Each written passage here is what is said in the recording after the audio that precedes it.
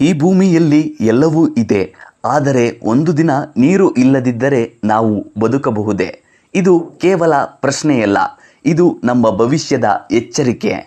ನಮಸ್ಕಾರ ಸ್ನೇಹಿತರೆ, ಕಥಾಪಯಣ ಚಾನಲ್ಗೆ ಸ್ವಾಗತ. ಇಂದು ಮಾರ್ಚ್ 22 ವರ್ಲ್ಡ್ ವಾಟರ್ ಡೇ. ನೀರಿನ ಮಹತ್ವವನ್ನು ಅರಿವು ಮೂಡಿಸಲು ಈ ದಿನವನ್ನು ಆಚರಿಸಲಾಗುತ್ತದೆ. ಈ ದಿನವನ್ನು ಆರಂಭಿಸಿದ್ದು ಯುನೈಟೆಡ್ ನೇಷನ್ಸ್ 1992ರಲ್ಲಿ United Nations conference on environment and ಡೆವಲಪ್ಮೆಂಟ್ನಲ್ಲಿ ಈ ನಿರ್ಧಾರ ಕೈಗೊಳ್ಳಲಾಯಿತು. 1993ರಿಂದ ಪ್ರತಿ ವರ್ಷ ಮಾರ್ಚ್ 22ರಂದು ನೀರಿನ ದಿನವನ್ನು ಆಚರಿಸಲಾಗುತ್ತಿದೆ. ಇದು ಕೇವಲ ಒಂದು ದಿನವಲ್ಲ, ಇದೊಂದು ಜಾಗೃತಿ. ನೀರು ಎಂದರೆ ಜೀವನ. ನಮ್ಮ ದೇಹದಲ್ಲಿ 60% ನೀರು, ಭೂಮಿಯ ಮೇಲೆ 70% ಭಾಗ ನೀರು. ಆದರೆ ಕುಡಿಯಲು ಯೋಗ್ಯವಾದ ನೀರು ಕೇವಲ 1% ಮಾತ್ರ.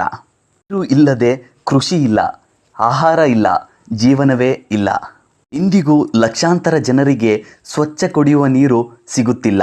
ಭಾರತದಲ್ಲಿ ಹಲವಾರು ಗ್ರಾಮಗಳು ಟ್ಯಾಂಕರ್ ಮೇಲೆ ಅವಲಂಬಿತವಾಗಿದೆ. ಭೂಗರ್ಭದ ನೀರು ವೇಗವಾಗಿ ಕಡಿಮೆಯಾಗುತ್ತಿದೆ. ಇದು ಮುಂದುವರೆದರೆ ನೀರು ಮುಂದಿನ ದಿನಗಳಲ್ಲಿ ಪೆಟ್ರೋಲ್ ಆಗಬಹುದು. ಸೇವ್ ವಾಟರ್ ಸೇವ್ ಲೈಫ್ ಎಂಬ ಥೀಮ್ ತಂದರೂ ಇದರರ್ಥ ನೀರನ್ನು ಉಳಿಸುವುದು ನಮ್ಮ ಭವಿಷ್ಯವನ್ನು ಉಳಿಸುವುದು.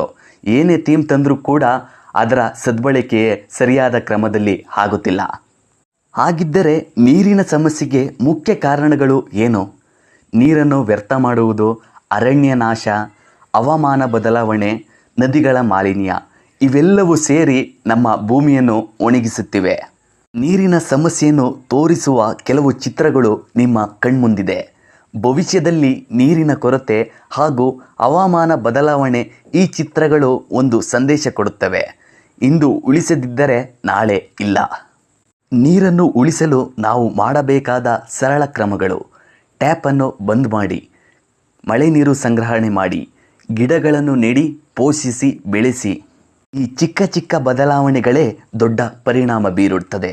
ಈ ಬೇಸಿಗೆಯ ಬಿಸಿಲಲ್ಲಿ ಮನೆಯ ಟೆರೆಸ್ ಮೇಲೆ ಅಥವಾ ಮನೆ ಅಂಗಳದಲ್ಲಿ ನೀರನ್ನು ಇಡಿ.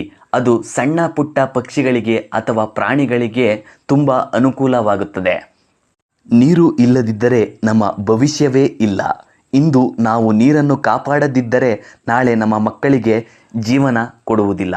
ಆದ್ದರಿಂದ ನೀರನ್ನು ಸಂರಕ್ಷಿಸಿ. ಇದೇ ರೀತಿ ಇನ್ಫಾರ್ಮೇಟಿವ್ ವಿಡಿಯೋಗಳಿಗಾಗಿ ನಮ್ಮ ಕಥಾಪಯಣ ಚಾನಲನ್ನು ಸಬ್ಸ್ಕ್ರೈಬ್ ಮಾಡಿ. ಅಭಿನಂದಿಸಿ.